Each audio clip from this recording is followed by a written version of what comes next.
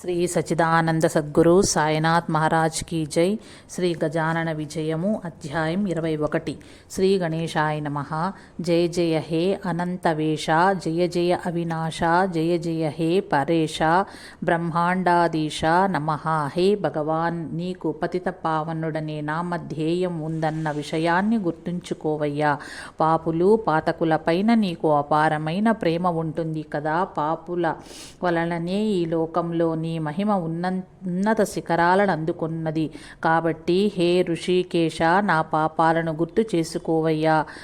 మాసిన బట్ట నీటితో శుభ్రపడుతుంది కదా. కాబట్టి ఓ లీలా వినోద, ఈ పతితులతో విసిగిపోవద్దు. మరి ఇలాంటి వారితో విసిగి భూమాత ముఖం తిప్పుకుంటుందయ్యా. పతిత పావనుడు, పుణ్య పావనుడు అనే బిరుదులను మించిన వాడవు. అంధకారాన్ని తొలగించటానికి సూర్యుడు కష్టపడవలసి వస్తుందటయ్యా. దానికోసం అతడేమీ చేయనక్కర్లేదు కదా. అంధకారం సూర్యుని కలవటానికి వచ్చినప్పుడు అది స్వయం ప్రకాశమై ప్రకాశిస్తుంది. అలానే నారాయణుని సాన్నిధ్యం వలన తమోంధకారత్వము నష్టమైపోతుంది కదా. హే నారాయణ, పాపపుణ్యాల వాసనలను నీవు మనుషులలో కలిగిస్తావు. నీ గొప్పతనం ఎప్పటిలాగా ఉండాలనే మనుషుల చేత పాపాలు చేయిస్తావు. మరి ఏది ఏమైనా సరే నన్ను స్వీకరించి చింతారహితుణ్ణి చెయ్యమని ఈ దాసగణు నిన్ను ప్రార్థిస్తున్నాడు. హే పాండురంగా, ఈ విశ్వమంతా నీ పిడికిట్లో ఉంది. నీవు తప్ప నన్ను తరింపచేసే వారెవరూ లేరు నాకు. ఓ శ్రోతలారా, ఈ కలశాధ్యాయాన్ని ఏకాగ్రచిత్తులై ఆలకించండి. మీరు సిద్ధయోగుల చరిత్ర వింటున్నారు. ఇది మహద్భాగ్యమైన విషయము. శ్రీ గజానుల పాద పద్మముల యందు ఎవరైతే దృఢమైన నిష్టను కలిగి ఉంటారో వారి దుఃఖ సంకటాలన్నీ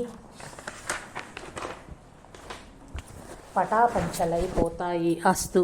మందిర నిర్మాణ కార్యక్రమం జరుగుతున్నప్పుడు పనిచేస్తూ ఒక కూలివాడు శిఖరం మీదికి వెళ్ళాడు. అతడు మేస్త్రికి రాళ్లు అందిస్తున్నాడు. ఒకసారి రాయి అందిస్తూ కాలు జారటం వలన 30 అడుగుల పైనుంచి క్రింద పడ్డాడు. చూచిన వాళ్లంతా అతడు మరణించాడనుకున్నారు. అంతెత్తు నుంచి పడితే చాలా పెద్ద దెబ్బ తగలటం స్వాభావికమే. కానీ జరిగింది మరొకటి. జనం అంతా వాడి దగ్గరకెళ్ళి చూస్తే వాడికి ఏమాత్రం దెబ్బ తగలలేదని తెలిసింది. బంతిని పట్టుకున్నట్లుగా ఎవరో వాణ్ణి చేతులతో పట్టుకుని క్రిందకు దింపారట. గొలుసు సహాయంతో క్రిందకు దిగి వచ్చినట్లుగా కూలివాడు క్షేమంగా కింద పడ్డాడు. ఏం జరిగిందో చెబుతూ కూలివాడు, నా కాలు జారినప్పుడు నన్నెవరో పట్టుకుని క్రిందికి దింపారు అన్నాడు. తెలివి వచ్చి చూస్తే ఎదుట ఎవరూ లేనే లేరు అన్నాడు. ఈ వృత్తాంతాన్ని విని అంతా ఆనందించారు. మఠం నిర్మించటంలో ఈ కూలివాడు చనిపోయాడు అనే మాటని శ్రీ స్వామి తన పైకి రానియకుండా తానే ఇతన్ని రక్షించారు అనుకున్నారంతా. నువ్వు పడటం కేవలం నిమిత్త మాత్రమే అయ్యింది. కానీ శ్రీ స్వామీజీ చెయ్యి నీ వంటికి తగిలింది కదా. ఎంతటి అదృష్టవంతుడివి నువ్వు. ఇలాంటి భాగ్యశాలి ఇంకెవరున్నారు అన్నారు. అస్తు. ఒకరోజు ఒక రాజపూత్ స్త్రీ రాజస్థాన్ నుంచి షేవ్గాం వచ్చింది. ఆమెను భూతం పట్టుకున్నది. ఆమెకు దత్తాత్రేయ స్వామి ద్వారా రామనవమి నాటికి షేవ్గాంకి చేరుకోమని ఆజ్ఞ అయినది.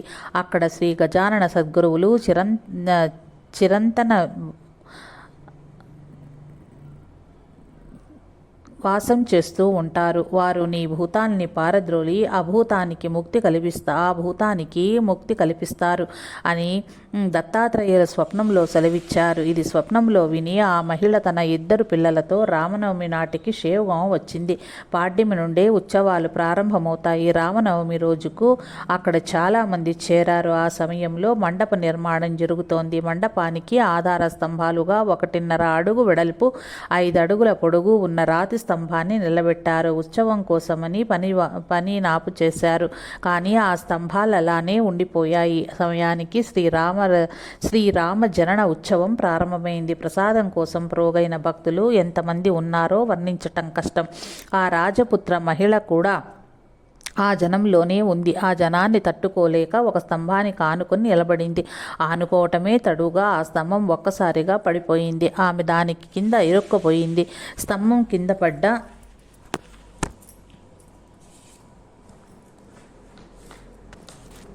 ఆ మహిళ మరణించిందనుకున్నారందరూ. ఈమె ఎవరు, ఎక్కడిది ఈమెతో ఆ 2 పిల్లలు కూడా ఉన్నారే అనుకుని 10-15 మంది ఆ స్తంభాన్ని లేవనెత్తి ఆమె నోట్లో నీళ్లు పోశారు. తర్వాత డాక్టర్ లోబో దగ్గరకు ఆమెను పంపించారు. ఈ డాక్టర్ లోబో విద్యా నిపుణురాలు. ఈమె క్రిస్టియన్ మతానికి చెందినది. యేసుక్రీస్తు భక్తురాలు. ఆమె ఈ మహిళకు వైద్యం చేసింది. ఈమెకు లోపల కానీ బయట కానీ రవ్వంతైనా దెబ్బ తగల్లేదు అంది. స్తంభం చాలా బరువైనది, రాతిది. అది పడినా ఈమెకు ఏమాత్రం దెబ్బ ఎలా తగల్లేదు అని ఆశ్చర్యపోయింది. ఈ చమత్కారాన్ని చూచిన వారంతా ఆశ్చర్యచకితులయ్యారు. కానీ ఆమె మాత్రం తనకొచ్చిన ఆపద నుంచి ముక్తురాలైంది. ఈ సంఘటనకు కార్యకారణ సంబంధం కూడా ఉండవచ్చు కదా. స్తంభం పడడం ఆమెకు పట్టిన భూతాన్ని వదిలించటానికే కానీ ఆమెకు దెబ్బ తగలటానికి కాదేమో. ఆ మహిళ ఆరోగ్యాన్ని పుంజుకొని తర్వాత జైపూర్ వెళ్ళింది. ఆనందంగా జీవితం గడపసాగింది. సమాధి స్థితులైన శ్రీ స్వామి గజాననులు ఇట్టి మహిమలెన్నో చూపించేవారు. ఒకసారి మందిరంలో ఒక ఉత్సవం జరుగుతోంది. ఉత్సవం పూర్తయిన తర్వాత నాయక్ నివార్య అనే పేరు గలవాడొకడు మండపానికి కట్టిన త్రాళ్ళు మొదలైనవి విప్పుతూ ఉంటే ఒక చెక్క కందుకం ఎక్కడి నుంచో పైనుంచి అతని తల మీద పడింది. కానీ స్వామీజీ కృప వలన అతనికి మాత్రం ప్రమాదం కలగలేదు. షేవ్గాంలో కృష్ణాజీ పాటిల్ కొడుకు రామచంద్రుడు స్వామి యొక్క పరమభక్తుడు. ఒకరోజు మధ్యాహ్నం స్వామి సాధువు గోసాయి వేషంలో అతని ఇంటికి వచ్చారు. ఆ బయట నుంచే రామచంద్రుని పిలిచి, నాకు ఆకలిగా ఉందన్నారు, తినటానికి ఏమైనా భోజనం దొరుకుతుందా అన్నారు. పాటిల్ అత్యంత శ్రద్ధాభక్తులు కలవాడు. సాధువు పిలుపు విని అతడు గుమ్మంలోకి వచ్చాడు. అతడు జాగ్రత్తగా పరిశీలించి ఆ సాధువును చూడగానే ఆ సాధువు వేషంలో ఉన్నది పుణ్యరాశి అయిన శ్రీ గజానులే అని గ్రహించాడు. అతడు సాధువును చేతితో పట్టుకొని లోపలికి తీసుకొచ్చాడు. కూర్చోటానికి పీట వేసి పాదపూజ చేశాడు. సాధువు అతనితో, ఈరోజు నీకో విశేషం చెప్పటానికే వచ్చాను, జాగ్రత్తగా విను. నీకున్న రుణం త్వరలో తీరిపోతుందిలే, దాని గురించి ఆలోచించకు. అరే, గ్రీష్మ ఋతువులో గోదావరి ఎండిపోదా? ఇది మామూలు విషయమే. శ్రీహరి కరుణిస్తే ధనానికి కొదవేమిటి? ఏ చోట నా ఎంగిలి పడుతుందో అక్కడ దేనికి కొదవ ఉండదు సుమా. అందుచేత భోజనం చేయటానికి పళ్ళెం తీసుకునిరా. మనసు పడ్డట్టయితే కప్పుకుంటానికి దుప్పటి కూడా ఇవ్వు. మనసు పడ్డట్టయితే కప్పుకోవటానికి దుప్పటి కూడా ఇవ్వు. అరే పూజ, అన్నం, దక్షిణతో యాచకుడు ప్రసన్నుడైతే ఇక ఆ గృహస్థుని భగవంతుడు కరుణించినట్లే. దీన్ని గుర్తుంచుకోవాలి. కానీ యాచకుడు కూడా స్వయం విశుద్ధ అంతఃకరణ కలవాడైతేనే దాని ఫలితం కలుగుతుంది అన్నాడు. పాటిల్ భోజనం వడ్డించిన పళ్ళాన్ని తెచ్చి ముందుంచాడు. సాధు ఎంతో ఆనందంతో భుజించాడు. పాటిల్ దక్షిణ రూపంలో 5 రూపాయలు ఇచ్చాడు. ఆ 5 రూపాయలు తిరిగి ఇచ్చేస్తూ, వీటి అవసరం నాకు లేదుగా, కానీ నువ్వు శ్రీ గజానన స్వామి మఠాన్ని జాగ్రత్తగా చూడమని నా కోరిక. ఇదే నాకు కావలసిన దక్షిణ. దీన్ని స్వీకరించటానికే నేను ఇక్కడికి వచ్చాను. ఈవేళ నా దక్షిణ నాకు ఇవ్వు. నీకెప్పుడూ శుభమే కలుగుతుంది. సమర్థ సేవ దక్షిణనిచ్చి నన్ను సంతుష్టుని చెయ్యి. నీలాంటి మరొక భక్తుడెవరు ఈ పనిని నిర్వహించతగిన వాడు నాకు తోచడు. నీ పత్ని మాటికి అనారోగ్యానికి గురి అవుతూ ఉంటుంది కదా, ఆమెకు కూడా ఈ దక్షిణతోనే శుభం కలుగుతుంది. ఇక నీ పుత్రులు ఇటు పిలు. వాడి మెడలో ఈ తావీజు కడతాను. ఇక వాడికి భూతప్రేత పిశాచాల బాధ ఎప్పుడు రాకుండా పోతుంది. ఎందుకంటే గ్రామాధికారిగా ఉండటం చాలా కష్టమైన పని. ఇది నిప్పుతో చలగాటం వంటిది. ఓ రామచంద్ర, ఈ గ్రామాధికారికి ఉండే బరువు బాధ్యతలు అబద్ధపు అధికారాన్ని చలాయించటమే. అయినా ఈ అధికారాన్ని అనవసరంగా స్వలాభానికి ఉపయోగించుకోకూడదు. మనస్సులో ఎవరిపైనా ద్వేషం ఉంచుకోకూడదు. నీతిని వదలకూడదు. రాజుకి ఎదురు చెప్పకూడదు. వీటన్నింటినీ మించిన వాడైతేనే ఆ శ్రీనివాసుడు నీకు రుణపడి ఉంటాడు. నా ఈ వచనాలు సత్యాలుగా నమ్మి ఎప్పుడు గుర్తుంచుకో. ఆదాయాన్ని బట్టి ఖర్చు చెయ్యి. ఆడంబరాలకు అతీతుడుగా ఉండు. సాధువులు, యోగులు నీ ఇంటికి వచ్చినప్పుడు వారిని తిరస్కరించవద్దు. యోగి పురుషుల్ని అవమానించినట్లయితే ఈ ఈశ్వరుడు అప్రసన్నుడు, కుపితుడు అవుతాడు. కాబట్టి యోగుల పాదపద్మాల యందు ఎప్పుడు భక్తి శ్రద్ధలు కలిగి ఉండు. మన వంశం వారిని ఎప్పుడు నాశనం చెయ్యకూడదు. మన వంశం వారినెప్పుడూ నాశనం చేయకూడదు. బంధువులందరినీ సమయానుసారం గౌరవ మర్యాదలతో చూడాలి. ఇతరులతో పని చేయించాల్సి వచ్చినప్పుడు పైకి కఠినంగా ఉండు, కానీ లోపల మాత్రం దయతోనూ ప్రేమతోనూ ఉండు. పనస పండుకు పైన ముళ్ళ లాంటివి ఉన్న లోపల నుండే తొనలు ఎంత మృదువుగాను తీయగాను ఉంటాయో తెలుసా? అలానే ఉండాలి మనస్సు. నేనెప్పుడూ నిన్ను కాపాడుతూనే ఉంటానన్న సత్యాన్ని మరువకు అని కొడుకు చేతికి తావీజు కట్టి సాధువు బయటికి వెళ్ళిపోయాడు. బయటికి వెళ్తూనే అతడు అంతర్ధానమయ్యాడు. ఈ రామచంద్ర పాటిల్ రోజంతా ఆలోచిస్తూనే ఉన్నాడు. ఈ సాధువెవరో మరొకడిలా ఉన్నాడనుకున్నాడు. చివరకు శ్రీ గజానుళ్లే సాధువు రూపంలో వచ్చి ఉండవచ్చు అని అనుమానం కలిగింది అతనికి. ఆ రాత్రి వచ్చిన వగలతో అతని అనుమానం పోయింది. ఇలాంటిదే శ్రీ స్వామి గజానుల భక్తవత్సలత. మరి శ్రీ గజానన్ చరిత్ర పరమ పవిత్రము, తారకము అన్నది నిజమే. కానీ వారి భక్తులకు కూడా వారి యందు అలాంటి దృఢమైన శ్రద్ధాభక్తులు ఉండాలి. అప్పుడు తప్పదు. మరి నేనిక ఈ చరిత్ర గ్రంథం యొక్క కథను చెబుతాను. సావధాన చిత్తులై ఆలకించండి. ఒక మంచి పని చెయ్యటంలో ఆలస్యం చెయ్యకండి. ప్రథమాధ్యాయంలో మంగళాచరణం చేసి గురువులకు వందనం చేశాను. తర్వాత గజానన స్వామి యొక్క పూర్వ చరిత్రను చెప్పాను. మాఘమాసంలోని సప్తమి నాడు సమర్థులు షేవుగాంలోని దేవీదాస్ సదనం దగ్గర మొట్టమొదటగా కనిపించారు. బంకట్లాల్, దామోదర్లు ఇద్దరూ తెలివిగల వాళ్ళు అవటం వలన శ్రీ గజానను గుర్తించారు. ద్వితీయ అధ్యాయంలోని కథ ఇలా ఉంది. గోవిందవు ఆ కీర్తన వినటానికి స్వామి వచ్చి కూర్చున్నారు. పీతాంబర దర్జీకి దారిలోనే తన చమత్కారాన్ని చూపించారు. తర్వాత శ్రీ స్వామి బంకట్లాలింటికి వెళ్లారు. ఓ సజ్జనులారా, తృతీయ అధ్యాయంలో సాధు సమర్థులకు గంజాయి త్రాగిస్తానని మొక్కుకున్నాడు. స్వామి వాని కోరికను మన్నించారు. అప్పటి నుండే షేవ్గావ్ మఠంలో గంజాయి త్రాగే ఆచారం ప్రారంభమైంది. స్వామి తమ ఆ చరణామృతాన్ని ప్రసాదించి జనారావు దేశముఖ్ని గండాంతరం నుంచి తప్పించారు. మృత్యువు ఎన్ని రకాలుగా ఉంటుందో దాన్ని సవిస్తరంగా వివరించారు. స్వామి చేత కపట విఠోబా చితగొట్టబడ్డాడు. చతుర్థాధ్యాయంలోని కథ ఇలా ఉంది. జానకీరాం కంసాలి స్వామి చిరుముకై అగ్ని నిరాకరించాడు. అందుచేత వండిన చింతామణిలో పురుగులు పడి వంటకం వ్యర్థమైంది. తర్వాత జానకీరాం జరిగిన తప్పును క్షమించమని క్షమాయాచన చేశాడు. స్వామీజీ జానకీరామును క్షమించి చించణి యథాప్రకారం ఉండేలా చేశారు. ఆనాటి నుంచి జానకీరాం స్వామికి భక్తుడయ్యాడు. కుండల్లో దాచినవే 2 కజ్జీకాయలను తినటానికి తెమ్మని చందూము కింద అని స్వామి కోరారు. చింకోలి గ్రామ నివాసి మాధవునికి యమలోకాన్ని చూపించి స్వామి అతన్ని జనన మరణాల నుంచి ముక్తుల్ని చేశారు. శిష్యులతో వసంత పూజను చేయించారు. పంచమాధ్యాయంలో స్వామి పింపలా గ్రామానికి వెళ్ళి అక్కడి శివమందిరంలో పద్మాసునులై కూర్చుండిపోయారు. గొడ్ల కాపర్లు మందిరంలో స్వామిని పూజించి 2వ రోజు గ్రామ ప్రజలంతా స్వామిని పింపలా గ్రామంలోకి తీసుకుని వెళ్లారు. ఇది విన్న బంకట్లాల్ స్వామిని షేవ్గాం తిరిగి తీసుకుని రావటానికి పింపల్ గ్రామం వెళ్ళాడు. సమర్థులను తనతో తీసుకుని వచ్చాడు షేవ్గాంకి. అక్కడ కొన్నాళ్ళ నుండి స్వామి భాస్కర్ని ఉద్ధరించటానికి అకోలా వెళ్లారు. ఎన్నో ఏండ్ల నుంచి ఎండిపడి ఉన్న నూతిని క్షణంలో నీటితో నింపేశారు. స్వామిని గురించి ఉన్న దురభిప్రాయం స్వామి చూపిన ఈ లీలతో భాస్కరుని నుంచి తొలగిపోయింది. భాస్కరుడు స్వామి భక్తుడయ్యాడు.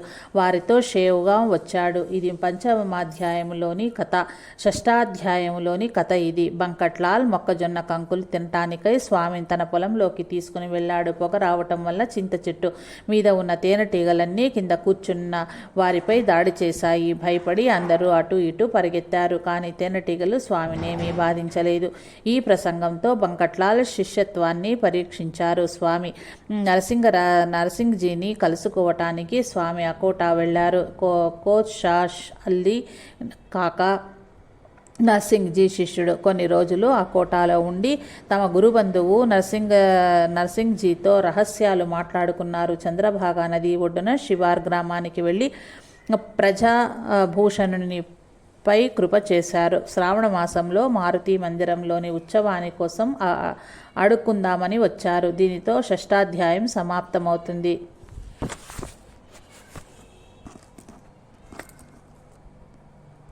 షేవ్గావ్లోని పాటిల్ బంధువులు బలవంతులవటం వలన స్వామిని సతాయించేవారు. హరి పాటిల్తో స్వామి మల్లయుద్ధం చేసి మల్లయుద్ధం అంటే ఏమిటో ప్రత్యక్షంగా చూపించారు. అందరికీ చెరుగుగడ చమత్కారాన్ని చూపించి పాటిల్ బంధువుల గర్వాన్ని అణచివేశారు. బిఖ్యా అనే పేరు గల పుత్రుణ్ణి కండు కడతాజీ పాటిల్కి ప్రసాదించి ప్రతి సంవత్సరం బ్రాహ్మణులకు ఆమ్ర ఫలాలతో భోజనం చేయిస్తారని అతనిచే వాగ్దానం చేయించారు. ఈ విధంగా సప్తమాధ్యాయంలో కథని చెప్పాను. పాటిల్ బంధువులకు శ్రీ స్వామి యందు భక్తి శ్రద్ధలు కలిగినాయి. అష్టమాధ్యాయంలో ఇలాంటి కథలున్నాయి. పాటిల్ దేశముఖ్ల మధ్య వైరం ఉండేది. పాటిల్కి విరుద్ధంగా ఒక మాలవాడు దేశముఖ్ చెప్పటం వల్ల కోర్టులో దావా వేశాడు. ఖండు పాటిల్ మీద దోషారోపణ చేయబడింది. అది సమర్థ కృపచేత ఆ దావా గెలిచాడు.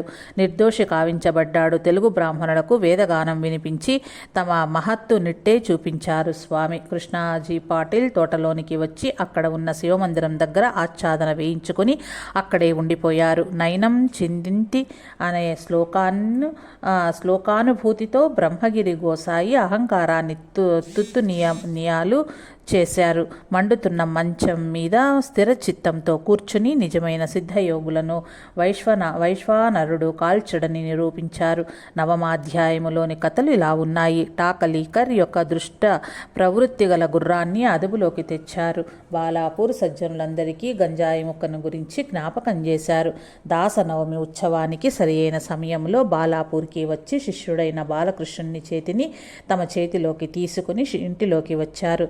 బాలకృష్ణునికి సమర్థ రామదాస స్వామి యొక్క దర్శనాన్ని కలిగించి అతనిలో ఉన్న అనుమానాన్ని తొలగించారు. దశమాధ్యాయములోని కథ ఎంతో ఆనందమైంది. ఇక్కడ భాళాబావుకు ఉపరతి కలిగింది. గణేష అప్ప చంద్రబాయి పత్ని ఇద్దరూ తమ సంపదనంతా స్వామి చరణాలకు అర్పించారు. గణేష్ దాదా కాపర్దేకు స్వామి తమ కృపా ఆశీర్వాదాలు ప్రసాదించారు. భాళాబావుని చితకబాది అతన్ని పరీక్షించారు. సుఖలాల్ యొక్క దుష్ట స్వభావమైన గోవు స్వామి కృపా దృష్టి పడగానే మహాసాధువైపోయింది.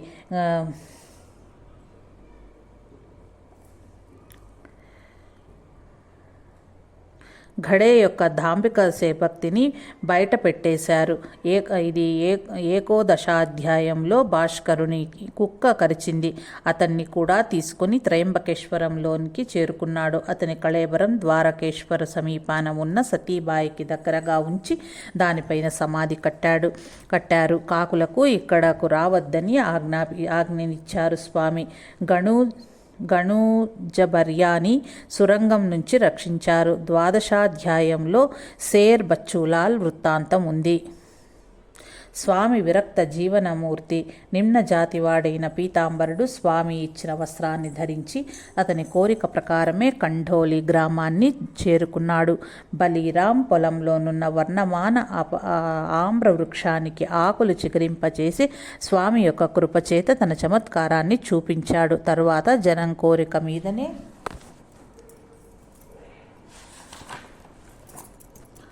అతడు కొండోలిలో ఉండి తరువాత సమాధిగ్రస్తుడయ్యాడు. అక్కడే స్వామి కోరికను అనుసరించి నూతన మఠ స్థాపన జరిగింది. స్వామి పురాతన మఠాన్నించి బయలుదేరి ఇసుక బండిలో కూర్చుని నూతన మఠం ఉన్న చోటికి వచ్చారు. ఝూమా సింగ్ గజానులను ముడ్గాం తీసుకుని వెళ్ళాడు. అక్కడ ఆకస్మికంగా మేఘాలు కురియటం వల్ల భండారాకు విఘ్నం కలిగింది. ఝూమా సింగ్ తనకున్న ఆస్తినంతా స్వామి చరణాల విందాలకు అర్పించేశాడు. శ్రీవారి కృప వలన పుండలీ ని ప్లేగు వ్యాధి నయమైపోయింది. 13వ అధ్యాయంలో ఈ కథాభాగం ఉంది. స్వామి గంగా భారతి గోసాయికున్న మహారోగము కుదుర్చారు. సమర్థుల కృప వలన బండు తాత్యాభాగ్యం పండింది. పొలంలో ధనం దొరికింది. దాంతో వాడు రుణముక్తుడయ్యాడు. సోమతి పర్వాన స్వామి భక్తులంతా నర్మదా స్నానానికి వెళ్లారు. నావకు రంధ్రమును పడి నావ మునిగిపోవటం ప్రారంభించగా నర్మదా మాత్ర స్వయంగా రక్షించింది. మాధవనాథుని శిష్యునితో తాంబూలాల్ని అతనికి పంపించారు. ఈ కథ 14వ అధ్యాయంలో వర్ణించటం జరిగింది. ఇక 15వ అధ్యాయంలో శివ జయంతి మహోత్సవం వర్ణన ఉంది. ఈ కారణంగా లోకమాన్య బాలగంగాధర్ తిలక్ కాకోలా వచ్చారు. జొన్నరొట్టెని ప్రసాదంగా ముఖర్జీ ద్వారా స్వామి లోకమాన్య తిలకకి ఇమ్మని బొంబాయికి పంపారు. శ్రీధర గోవింద కాళేకి ఇతర దేశాలు వెళ్ళవద్దని, అంతా ఇక్కడే ఉందని బోధించారు. 16వ అధ్యాయంలో పుండరీకుని స్వప్నంలో అంజనా గ్రామం వెళ్ళవద్దని ఆజ్ఞ ఇవ్వబడింది. జ్యూమా సింగ్ ద్వారా నిజపాదుకలు పుండలీకునికి పంపబడ్డాయి. బాబువు కబర్ సమర్పించిన రొట్టె కూరలు ప్రసన్నులై భుజించి అతని కోరికను తీర్చారు. తుకారాం చెవి నుండి ఇనుప గోళీ బయటకొచ్చిన ఉదంతం కూడా ఈ 16వ అధ్యాయంలోనే ఉంది. 17వ అధ్యాయంలో రసభరితమైన కథలున్నాయి. మార్కాపురంలోని విష్ణు ఇంటికి వెళ్ళటానికై స్వామి రైలు బండిలో బయలుదేరారు. వారు దిగంబరులుగా తిరుగుతారనే నేరం మీద వారిపైన పోలీసులు కేసు పెట్టారు. దీని వెనుక ఉన్నది సత్పురుషులను సతాయించటమనే ముఖ్యమైన కారణం. హిందూ యవనుల గురించి సరి అయిన ఉపదేశాన్ని ఇచ్చి మహతాషాబ్ సాయిని పంజాబ్ పంపివేశారు. బాపురావు పత్నికి పట్టిన భానుమతి పీడను వదిలించారు. అకోటా గ్రామంలోని నూతిలో గంగా భాగీరథ జలాలు రప్పించి వాటితో స్నానం చేశారు. 18వ అధ్యాయంలో బాయాజా మాలిని కథ ఉంది. ఖబర్ డాక్టర్ యొక్క గడ్డని నయం చేసిన వృత్తాంతము కూడా ఉంది. కవటే బహాదూర్ వారీకర్ ప్లేగు రోగంతో బాధపడ్డాడు. అతని బాధని నిమిషంలో స్వామి తగ్గించేశారు. చచ్చిపడి ఉన్న కుక్కను బ్రతికించి ఒక కర్మనిష్ఠుడైన బ్రాహ్మణుని కర్మాభిమానాన్ని తొలగించారు. 19వ అధ్యాయంలో స్వామి మహదానందభరితులై కాశీనాథ్ పంతిని ఆశీర్వదించారు. గోవిందముకందబూటి స్వామిని నాగపురికి ఆహ్వానించి తన ఇంటికి తీసుకుని వెళ్ళాడు. స్వామిని తమ ఇంటినే ఉంచుకోవాలని అతని కోరిక. కానీ హరి పాటిల్ స్వామిని షేవ్గా తీసుకుని వచ్చాడు. ధార్ కళ్యాణ్ నివాసి రంగనాథ్ సాధువు స్వామిని కలియటానికి షేవ్గా వచ్చాడు. ఇలా ఎంతో మందో వచ్చి పోతూ ఉండేవారు. శ్రీ వాసుదేవానంద సరస్వతి కర్మయోగి షేవ్గా వచ్చినప్పుడు ఇద్దరి దృష్టి కలియటంతోనే వారిద్దరూ ఎంతో ఆనందించారు. బాళాబాబుకి మనస్సులో సంశయం కలిగినప్పుడు స్వామీజీ తమ ఉపదేశం ద్వారా దాన్ని దూరం చేశారు. గాడిదల నుంచి జొన్న చేను రక్షించారు. సమర్థులను కొట్టటం వలన నారాయణ హవల్దారు చనిపోయాడు. గజానుల కృప కాగానే జాకాడ్యాకు వివాహమైంది. కపిలధారలో నిమోణ్కర్కు స్వామి దర్శనమిచ్చారు. తుకారాం తన పుత్రుణ్ణి నారాయణుని మఠంలో సేవ చేయటానికి స్వామికి అర్పించేశాడు. పండరీపురం వెళ్ళి పాండురంగుని ఆజ్ఞను పొంది స్వామి శైవం వచ్చేశారు. ముందు భాద్రపద మాసంలోని ఋషిపంచమి దినాన ఆధునిక యుగంలో ఋషి శైవగాంలో సమాధిస్థులయ్యారు. 20వ అధ్యాయంలో శ్రీ స్వామి యొక్క శరీరం వెళ్ళిపోవటానికి శ్రీ సమాధి స్థితులు అవ్వటం వలన జరిగిన చమత్కారాల వర్ణనలు ఉన్నాయి. వారి చైతన్యం నిరంతరము శైవగాంలోనే ఉంది. దీని అనుభూతి నేటికి భక్తులకు కలుగుతూ ఉంటుంది. స్వామి యందు అత్యంత భక్తి శ్రద్ధలు కల భక్తులకు నేడు కూడా వారు దర్శనం ఇస్తూనే ఉన్నారు. అంతేకాక వారి మనోవాంఛితాలను కూడా తీరుస్తూ ఉంటారు. ఇక 21వ అధ్యాయము అన్ని అధ్యాయాల కళిసము, అంటే అన్ని కథల యొక్క సారము లేక సారాంశము. ప్రతి అధ్యాయంలోనూ వర్ణించిన సంఘటనలు నేటికి కూడా ఆ నమ్మకాన్ని కలిగిస్తాయి. అందువల్లనే ఈ అధ్యాయానికి అన్నింటి సారాంశము అన్నది. ప్రజలు ఆర్థికంగా సాయం చేయటం వల్లనే ఈ సమాధి మందిరాల భవ్యవాస్తు సాకారమైంది. చందాలు జమ చేయటం భక్తులు తమ మనస్ఫూర్తిగా చేశారు. చందాలు జమ చేయటం భక్తులు తమ మనస్ఫూర్తిగా చేశారు. ఇలాంటి సుందర భవ్య మందిరం మరెక్కడా కనిపించదు. మందిరానికి ఇరు ప్రక్కల ధర్మశాలను నిర్మించటం వలన భక్తులకు ఎంతో సదుపాయంగా ఉంది. ఈ భవ్య మందిరం నిలబడటానికి అనంతమైన హస్తాలు సహాయపడినాయి.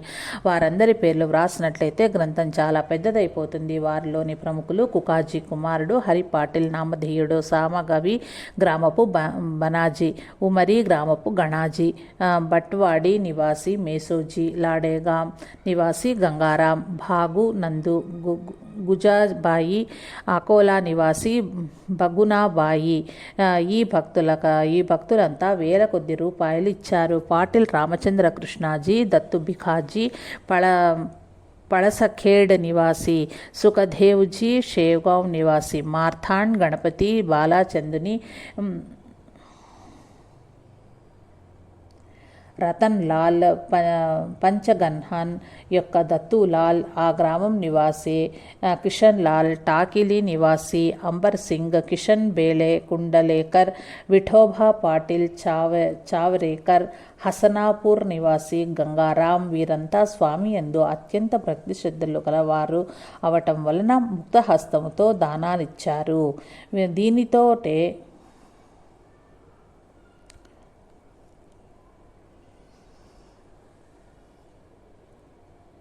మఠం, సమాధి మందిరము నిర్మించబడ్డాయి. ధాన్యపు కోటు, కచేరీ, చావడి, వంటశాలల కోసం సమాధికి ఇరువైపులా స్థలం ఉంది. ప్రజల నుంచి వసూలైన చందా అంతా వీటి నిర్మాణానికి ఖర్చయిపోయింది. ఇంకా చాలా పని మిగిలి ఉంది. అందుచేత చందా వసూలు చేయటానికి ఉపాయం ఆలోచించబడింది. ఇది రైతుల దగ్గర నుంచి భూమి శిస్తుల్లో ₹1కి 1 అణా చొప్పున వసూలు చేయబడింది. దీన్ని ధార్మిక కార్యక్రమాలకే ఉపయోగించేవారు కాబట్టి ఇది ఇవ్వటంలో రైతులకెట్టి అభ్యంతరము ఉండేది కాదు.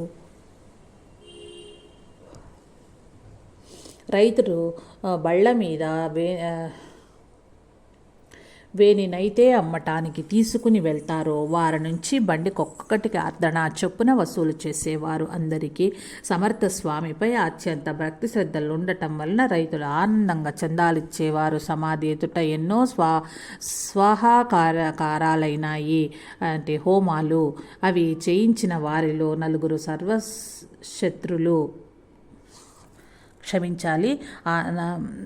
అవి చేయించిన వారిలో నలుగురు సర్వశ్రుతులు.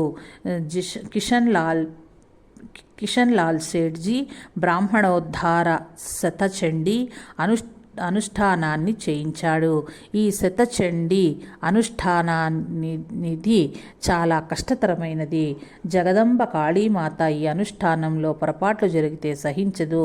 ఈ విధి విధానములో ఏదైనా లోపం జరిగినట్లయితే దాని పరిణామం విపరీతమే అవుతుంది. ఎందుకంటే కామ్య అనుష్ఠానాలలో ఇదే భయము ఎప్పుడూ ఉంటుంది. కిషన్ లాల్ తండ్రి బంకట్లాల్, ఇతడు మొదటి నుంచి స్వామి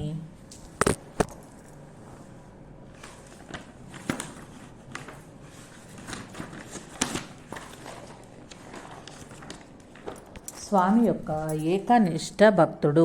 శతచండీ అనుష్ఠాన పూర్ణాహుతి రోజున బంకట్లాల్ వ్యాధిగ్రస్తుడయ్యాడు. అతడు చివరి శ్వాస పీలుస్తున్నాడు.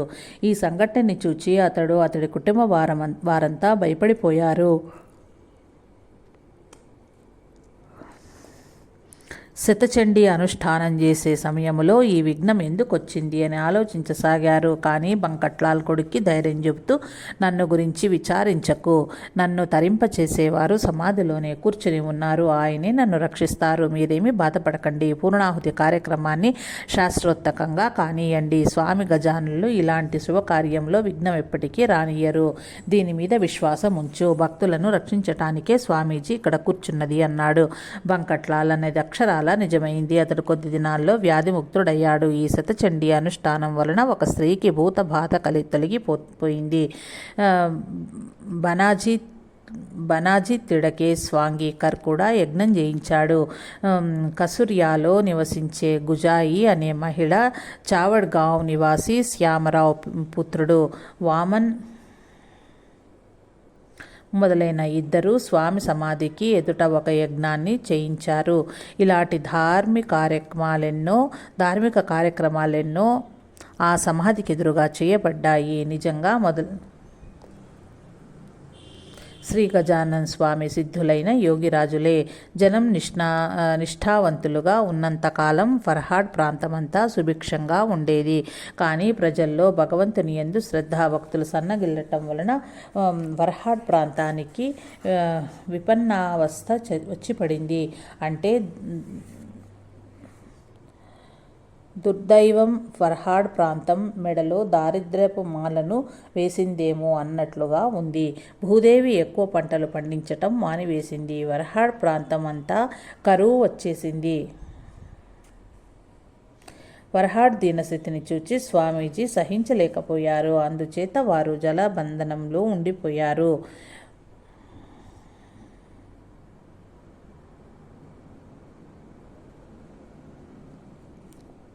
అందుచేత వారు జలబంధనంలో ఉండిపోయారు. 30 అడుగులు తవ్వితేనే నీరు కావాలని కోరుకున్నట్లయితే 30 అడుగులు తవ్వితేనే నీరు కనిపించేది. దీన్ని బట్టే స్వామి కోపించినట్టు కనపడుతుంది. చుట్టుప్రక్కలంతా నీటిమయం చేసేశారు. వర్హాట్ ప్రాంతవాసులు సుఖశాంతులు కావాలని కోరుకున్నట్లయితే ఇవి వరకులానే శ్రీ గజానన స్వామిపై అత్యంత భక్తి శ్రద్ధలు కలిగి ఉండాలి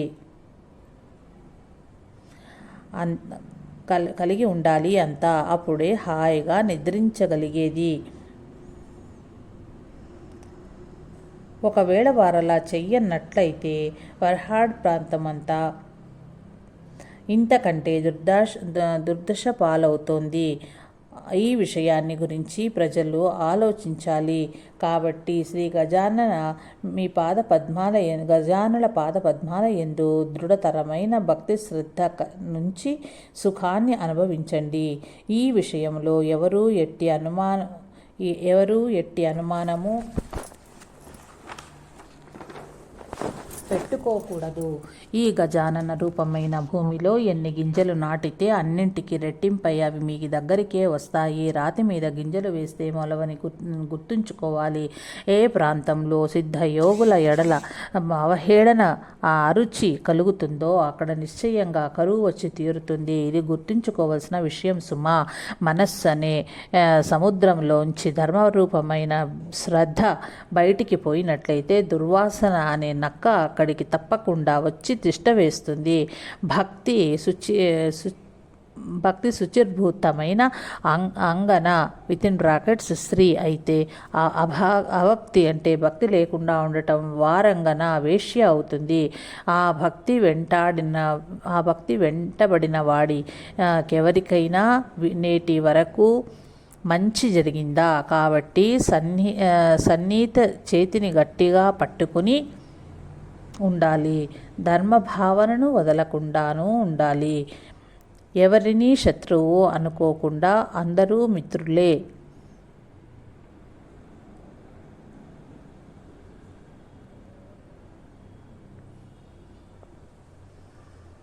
ఎవరినీ శత్రువు అనుకోకుండా అందరూ మిత్రులే అనే భావంతో అందరితోనూ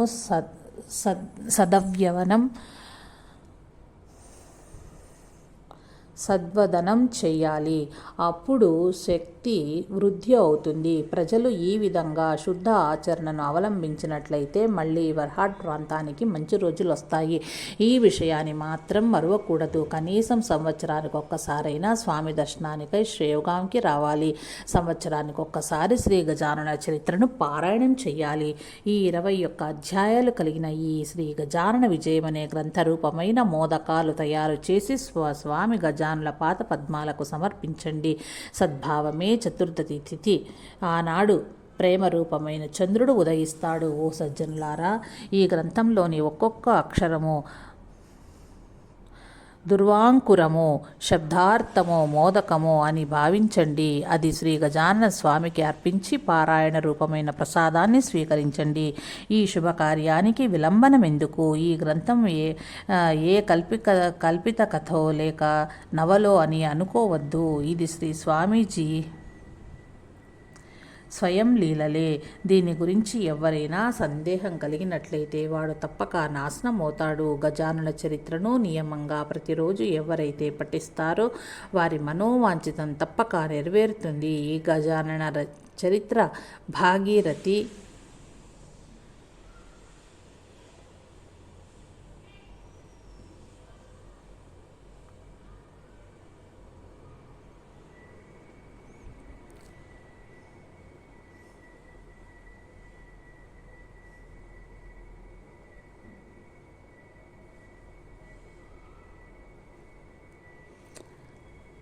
ఈ శుభకార్యానికి విలంబనమెందుకు? ఈ గ్రంథమును ఏ కల్పిత కథో లేక నవలో అని అనుకోవద్దు. ఇది శ్రీ స్వామీజీ స్వయం లీలలే.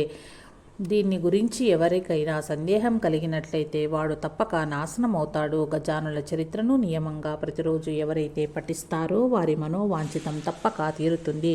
ఈ గజానన చరిత్ర భాగీరథి. ఇందులోని కథలు నీరు మరియు ఓషీలు, నీటిపై అలలు అని తెలుసుకోండి. లేకుంటే స్వామి చరిత్ర కల్పవృక్షమే. అధ్యాయాలు, దాని శాఖలు, పద్య రచన ఈ వృక్షానికి పల్లవాలు.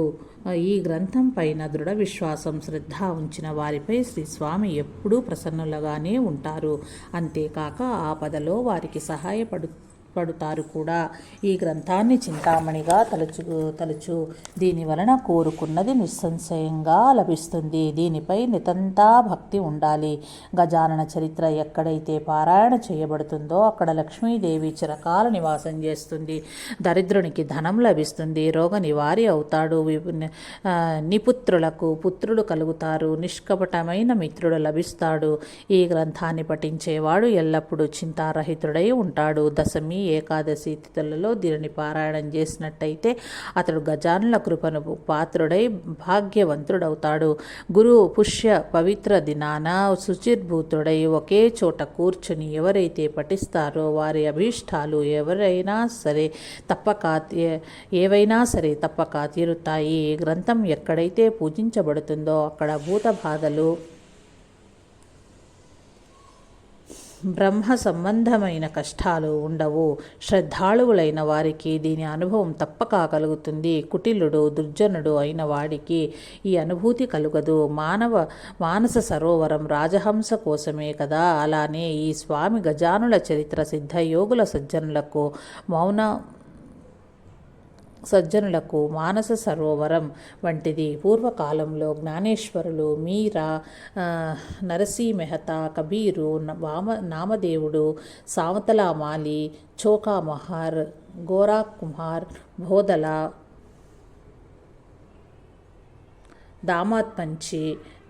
దామాపంత్జీ, ఉభర్ఖేడ్, ఏకనాథులు, అమళనేర్లోని సఖారాం, దేవ్మామ్లోధర్, యశ్వంత్, మాణిక్ ప్రభు మొదలైన వారందరూ ఎట్టివారో. ఇలానే వరహాడ్ ప్రాంతంలో సద్గురునాథులు, శ్రీ గజానులు అట్టివారే. వీరందరిలో తేడా ఏమీ లేదు. శ్రీ గజానుల పాదపద్మాలకు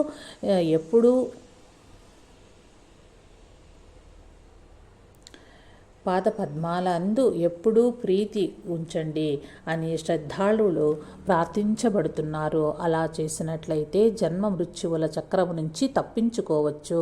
మీరు భవసాగరాన్ని దాటిపోతారనేది సత్యమని నమ్మండి. ఇక హే స్వామి దయాగన, దాసగుడిని దయచూడవయ్యా. ఇతన్ని బాధల నుంచి, ఆపదల నుంచి రక్షించు.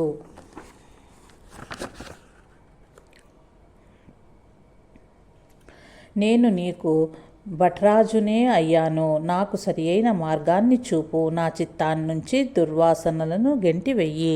నేనున్నంత కాలము నీ ఆధారం ఉండుగాక. యోగుల చరణాలయందు ప్రేమ కలుగుగాక. శ్రీ గోదావరి తీరాన అక్షయ వాసం అగుగాక. నాకు యాచించే స్థితి రానీయకుండా దయచూడుగాక.